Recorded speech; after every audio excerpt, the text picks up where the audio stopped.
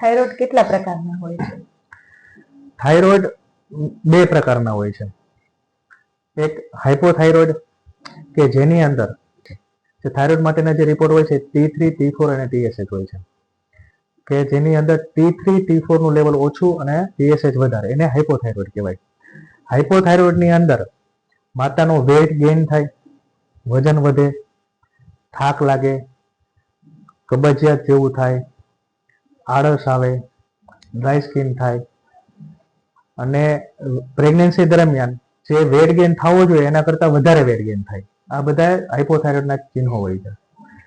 હાઇપરથાઇરોઇડની અંદર T3, T4 નું level વધારે, એટલે થાઇરોઇડ હોર્મોન્સનું લેવલ વધારે હોય છે અને TSH નું લેવલ ઓછું હોય છે, જેને હાઇપરથાઇરોઇડ કહેવાય. અને હાઇપરથાઇરોઇડની અંદર માતાને જેટલો વેટ વધવો જોઈએ પ્રેગ્નન્સી દરમિયાન એના કરતાં ઓછો વેટ વધે, ઘણીવાર વેટ લોસ બી થાય, ઘણીવાર હૃદયના ધબકારા વધી જાય, ઘણીવાર પોતાના હૃદયના ધબકારા સંભળાય, એને પાલ્પિટેશન કહેવાય, ગભરાટ થાય, ડાયેરિયા થાય અને ટ્રેમર આવે. ટ્રેમર એટલે કે હાથમાં ધ્રુજારી આવે. આ બધા ચિહ્નો હાઇપરથાઇરોઇડના છે.